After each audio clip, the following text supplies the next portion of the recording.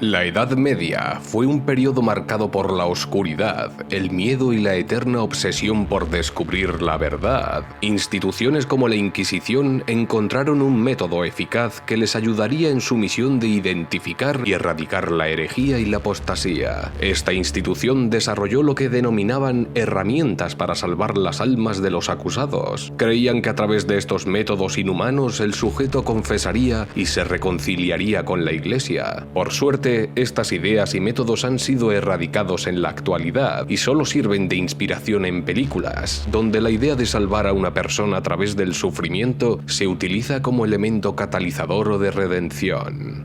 Saludos y bienvenidos a la Sierra de Kramer. En este vídeo vas a conocer las principales herramientas y métodos medievales para obtener las tan preciadas confesiones. El potro. Consistía en una estructura de madera con una superficie dura donde el prisionero era atado de todas sus extremidades. Al girar una manivela o palanca que estaba conectada a poleas y cuerdas, causaba que todas sus extremidades fueran estiradas en diferentes direcciones. Durante un interrogatorio de primer grado, la víctima era estirada de pies y manos, lo que producía la dislocación de los hombros y la rotura de fibras musculares. El sujeto podría sobrevivir, no sin antes pasar por un periodo de recuperación largo y doloroso. En el interrogatorio de segundo grado se estiraba todo el cuerpo, lo que desgarraba todas las extremidades y el abdomen, rotura de tendones y la posible dislocación de la cadera, lo que provocaba una imposible recuperación a posteriori. Y en el interrogatorio de tercer grado, el potro era mortal, pues además de todo lo anterior se producía la separación de la rótula, codos y la cabeza del fémur, el desgarro de las vísceras y del diafragma. En algunos casos el potro incorporaba unos rodillos con pinchos que lo único que provocaban era una mayor agonía a su víctima, al clavarse en la columna vertebral y riñones. La cuna de Judas. Este instrumento no buscaba provocar la muerte o graves heridas en el sujeto, sino debilitar su estado de ánimo. Mediante un sistema de cuerdas y con la ayuda de un cinturón metálico, el sujeto era sentado sobre la base de una pirámide, asegurándose de que la punta estuviera lo más cerca del ano, la vagina o el coxis. Si la persona se relajaba, la punta de la pirámide entraba con más fuerza en uno de estos orificios, lo que le impedía descansar. Máscaras infamantes. En la mayoría de los casos, estas máscaras de la vergüenza eran aplicadas a mujeres. Cualquier mujer que se mostrara en contra del poder masculino o fuera demasiado chismosa era considerada una ofensa a la autoridad civil o eclesiástica. Algunas de estas máscaras incluían una serie de pinchos que atravesaban la lengua del sujeto para clavarse en el paladar, obligándola a mantener la boca cerrada. Las máscaras solían tener diseños o símbolos de animales, pues en esta época estaban considerados como ofensivos cuando se asociaban a personas. Garrote vil. Instrumento de origen español que fue utilizado para aplicar la pena capital desde principios del siglo XIX hasta 1975, hasta hace bien poco en realidad. El garrote fue evolucionando con el tiempo, pero en su versión final, la persona era sujetada contra un poste de madera mientras que por la parte de atrás se introducía un tornillo que, al girarlo, entraba por las vértebras cervicales y cortaba la médula espinal. La agonía sufrida dependía de la rapidez con la que el verdugo girase el tornillo. El péndulo.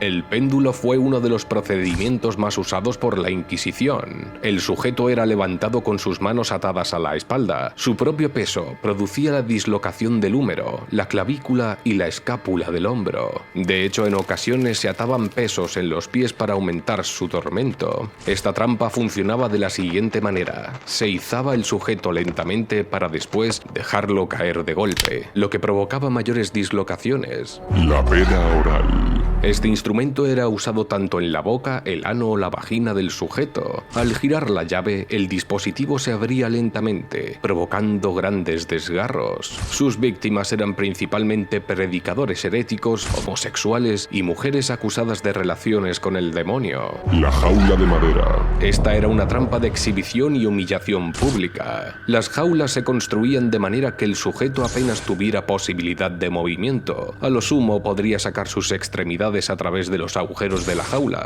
Al encontrarse a altas alturas, la idea de escapar de ellas se desvanecía de inmediato. Los prisioneros podían pasar días o semanas encerrados y muchos de ellos fallecían de inanición o por las inclemencias del tiempo. La rueda de despedazar. La rueda era otro instrumento de tortura público. De hecho, era uno de los favoritos de la plebe por la cantidad de documentos gráficos existentes. Fue usado hasta el siglo XVIII, principalmente en Alemania y Francia. Esta trampa solo era utilizada en crímenes realmente graves. La víctima, desnuda, era colocada en el suelo y con la propia rueda se fracturaban una a una todas las articulaciones y huesos. Realmente se llegaba a colocar a las víctimas en posiciones imposibles. Después eran alimentados hasta que las propias aves acababan con sus vidas. Silla de interrogatorio. Más de 1000 pinchos recubren esta silla creada para infundir miedo y respeto, utilizada para interrogatorios, donde la víctima permanecía desnuda.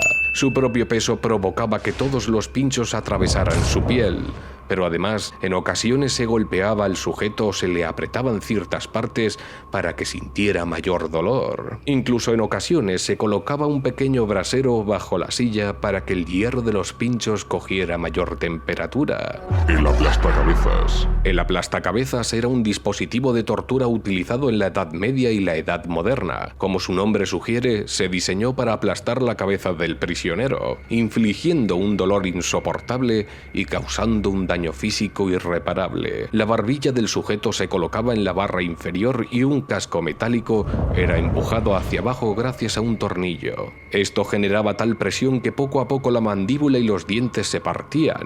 Si se continuaba ejerciendo presión, los ojos podían llegar a salirse de sus órbitas y el cráneo terminaba reventando. La guillotina. La guillotina es el instrumento más popular para aplicar la pena capital. Fueron los franceses en la Revolución de 1789 quienes popularizaron su uso. Aunque no lo parezca, se comenzó a utilizar con la intención de evitar sufrimiento innecesario a sus víctimas y tratar de traer cierta igualdad de clases ante la muerte, ya que para entonces los únicos que morían con el menor sufrimiento posible eran los nobles. La doncella de hierro. El origen de la doncella de hierro es todo un misterio. Se sabe que fue utilizado principalmente en Alemania hasta el siglo XVIII. Erróneamente se cree que la Inquisición la utilizaba para torturar. Sin embargo, no hay prueba de ello en la actualidad. La doncella era un ataúd de hierro, donde claramente se podía ver en la parte superior el rostro de una mujer con cara agónica. Este ataúd contaba con 2 puertas metálicas y su interior estaba plagado de clavos punzantes y oxidados. Era un sistema de tortura lento y doloroso, donde la víctima estaba obligada a mantenerse de pie en un espacio extremadamente pequeño, mientras todos los clavos perforaban su cuerpo. Además, la doncella estaba completamente insonorizada, para asegurarse de que los gritos de dolor del condenado no pudieran ser escuchados. Las puertas de este ataúd se cerraban y se abrían de una forma muy lenta, debido a su enorme peso, lo que provocaba lentos desgarramientos cuando éstas se volvían a abrir. Esta trampa ha sido enormemente referenciada en la cultura popular debido a su gran atractivo, pero se duda realmente que se utilizara en procesos judiciales. De hecho, se cree que fue utilizada a finales del siglo XVIII, para fines exclusivamente macabros que la Inquisición ni podría llegar a concebir. Cinturón de castidad. El uso de estos cinturones está en entredicho, ya que algunos defienden que fueron creados para prevenir las violaciones de mujeres cuando viajaban o si éstas se encontraban en ausencia de sus maridos, y luego están los que lo defienden como un instrumento de tortura para provocar laceraciones. Algunos historiadores creen que la idea del cinturón de castidad puede haber sido inventada o exagerada en el siglo XIX o incluso en el siglo XX, como una manifestación de las ansiedades sexuales de la época victoriana y la obsesión por el control de la sexualidad. Una cosa está clara, su aspecto intimidante servía como advertencia a cualquiera que tuviera intenciones de propasarse. Los instrumentos de tortura de la Edad Media son un testimonio sombrío de la crueldad y brutalidad de toda una época. Si quieres saber más sobre ellos y verlos en persona, te animo a visitar la exposición que hay en Toledo, España, y a la que fui personalmente para grabar este vídeo. No te dejará indiferente. No olvides compartir este vídeo si te ha gustado. ¿Y a ti? ¿Cuál de estos instrumentos te ha llamado más la atención? ¿Conoces algún otro que hayamos pasado por alto? Me gustaría conocer tu opinión en comentarios. Quiero dar las gracias a todos los discípulos, supervivientes y sujetos de prueba de la Sierra de Kramer. Vuestras membresías ayudan a este canal a seguir mejorando. Y no me olvido de ti, suscriptor. Eres una pieza clave del puzzle. Nos vemos en el próximo vídeo. Mientras tanto, aprecien sus vidas.